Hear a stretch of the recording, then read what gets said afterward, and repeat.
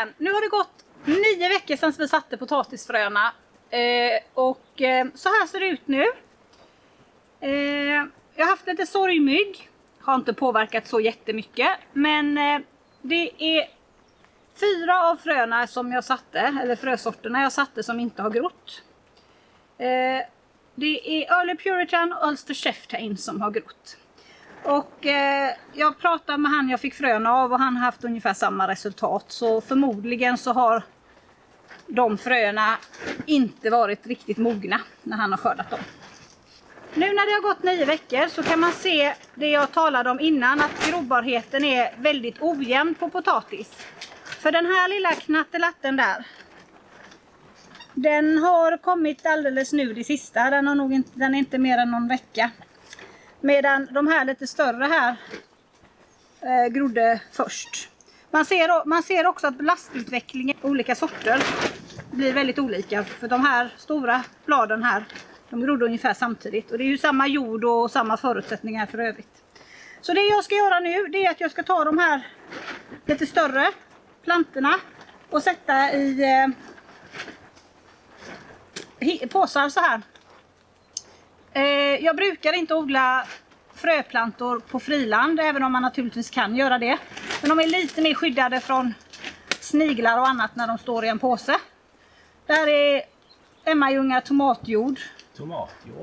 Tomatjord funkar till det mesta. Funkar alldeles utmärkt för potatis. Och jag är lite sån här så att jag tar det jag har hemma. Hade jag inte haft sån jord kvar hemma efter att jag har drivit upp mina plantor, så hade jag tagit lite jord från åkern. Det funkar det också. Jag har rötterna vuxit in lite här vid sidan. Titta! Potatisar in the making. När du hittar potatisar redan efter 9 veckor, eller sådana här potatisämnen efter 9 veckor på dina frösådder, då kan du nästan räkna med att det är den nya potatisen som du har fått fram kommer vara en relativt tidig sort.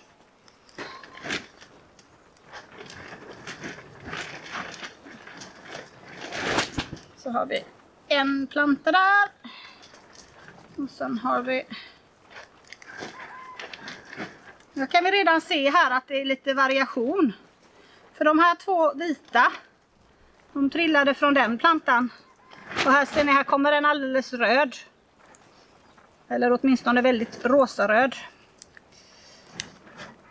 Tänk om du nu har fått fram en multiresistent tidig sort som kan bli en världsstjärna. Ja, man vet aldrig. Risken är väl inte så stor, men jag tycker det är roligt att hålla på. Man får ju ändå nya sorter som man kan odla vidare på om man tycker att det är någon som växer bra eller är god. Här ser ni också en sån liten fröplanta mitt upp i alltihop det andra. Här har vi inga potatisar. Så med största sannolikhet, det här är inte 100%igt för att det kan vara lite stressfaktorer och sånt som gör att de ibland bildar knölar tidigt. Men med största sannolikhet så kommer denna bli senare än de här 2 sorterna som hade knölar under redan nu. Jag vet inte om jag ska bry mig om att odla de här små. Det är samma sak där. Inte bensäkert, men ofta är sorterna som gror sent senare sorter. När man odlar potatis i säck så här så kan man ju inte kupa. Så det jag gör är att jag planterar min potatis. Och så sätter jag ner den ganska djupt. Så. Och när den har vuxit någon vecka och blivit lite större så fyller jag på. Så att den här säcken innehåller ungefär 20-25 liter jord. Nu ska vi se här, det här var Early Puritan.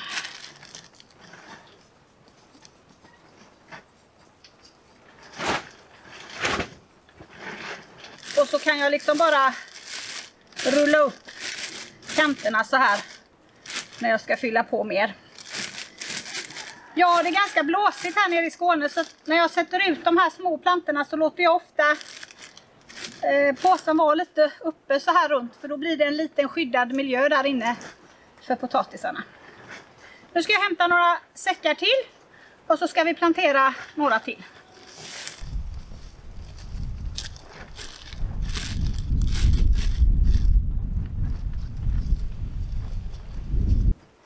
Så, då tar vi den här som redan har fått lite potatis.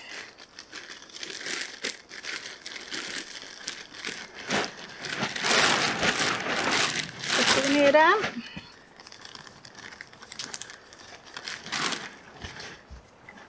Så, och så skriver vi rosa knölar på den, för det var det den hade. Så får vi se vad det blir av det. Om man inte har massa påsar att odla i så kan man odla i en hink. Detta är en 20 liters murarbalja som vi vid något tillfälle har gjort sönder botten på. Så den är att klassa som väldränerad. Och då funkar den att odla i.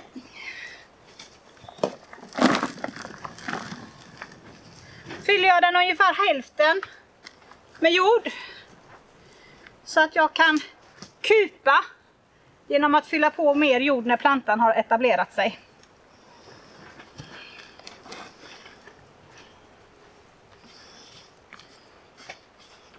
EP.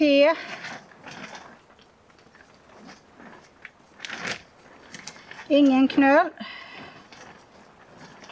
Ibland har man problem med att texten försvinner när man skriver på såna här lappar. Så jag brukar sätta dem med texten utåt, det svarta. Och sen petar jag ner dem. Så hittar jag dem ändå sen. Så kommer inte solen åt dem och då finns texten kvar på hösten. Så nu ska jag plantera de sista av de här små fröplantorna. Och sen så ska jag naturligtvis vattna.